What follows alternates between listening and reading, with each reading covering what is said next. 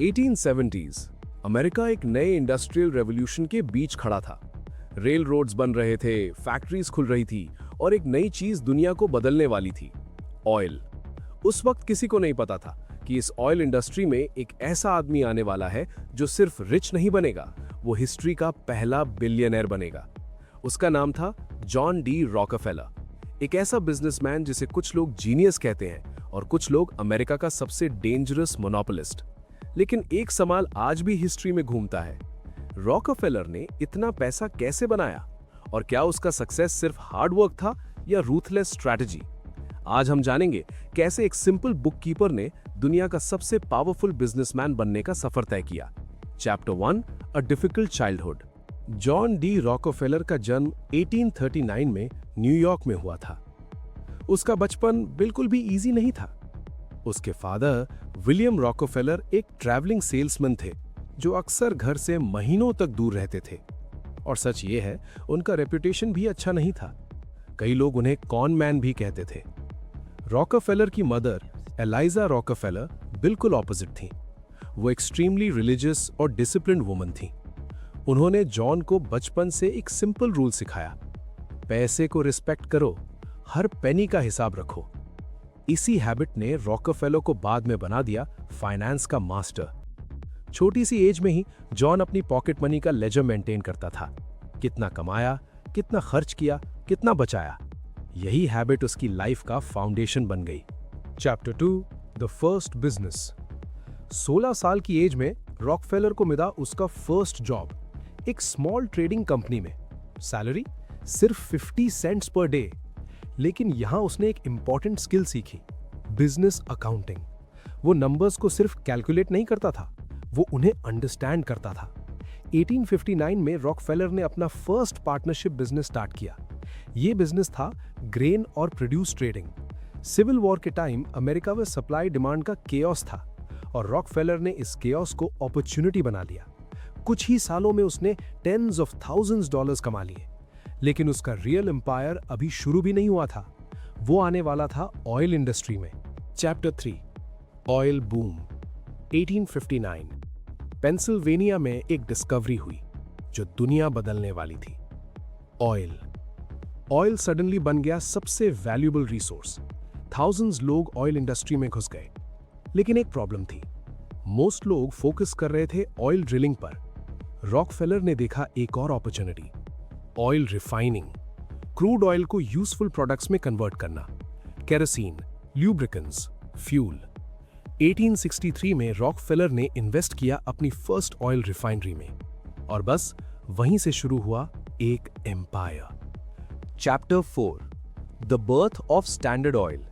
1870 Rockefeller ने officially launch की Standard Oil company. उसका गोल सिंपल था, सिर्फ प्रॉफिट बनाना नहीं, पूरे ऑयल इंडस्ट्री को कंट्रोल करना। और उसने ये कैसे किया? एक स्ट्रैटेजी से जो बिजनेस हिस्ट्री में लेजेंडरी बन चुकी है, एफिशिएंसी। रॉकफेलर हर प्रोसेस ऑप्टिमाइज करता था, transport, refining, packaging, waste reduction. हर बैरल ऑयल से वो मैक्सिमम वैल्यू एक्सट्रैक्ट करता था और धीरे धीरे उसकी कंपनी कंपीटिटर्स से ज्यादा प्रॉफिटेबल बन गई। Chapter 5, the secret rail road deals. Rockefeller का सबसे कंट्रोवर्शियल वेपन था रेल रोड डील्स। उसने रेल कंपनीज के साथ सीक्रेट अग्रीमेंट्स किए। इन डील्स में स्टैंडर्ड ऑयल को मिलता था ह्यूज ट्रांसपोर्ट डिस्काउंट्स। और सिर्फ इतना ही नहीं, कभी कभी रेल रोड्स उसको रीबेट्स भी देते थे। इसका मतलब कॉम्पिटिटर्स को ट्रांसपोर्ट महंगा पड़ता था और रॉकफेलर को सस्ता। रिजल्ट, कॉम्पिटिटर्स सर्वाइव नहीं कर पाते थे और धीरे धीरे स्टैंडर्ड ऑयल इंडस्ट्री को अब्सॉर्ब करता गया। Chapter 6, the monopoly. 1880 तक स्टैंडर्ड ऑयल कंट्रोल करता था अमेरिका की 90% ऑयल रिफाइनरीज। यस, 90%। ये सिर्फ एक कंपनी नहीं थी, ये एक इंडस्ट्रियल एम्पायर बन चुकी थी। रॉकफेलर दुनिया के सबसे पावरफुल बिजनेसमैन में से एक बन गया। लेकिन जितनी फास्ट उसकी पावर बढ़ रही थी, उतनी ही फास्ट उसकी क्रिटिसिज्म भी बढ़ रही थी। लोग उसे कहने लगे मोनोपोलिस्ट।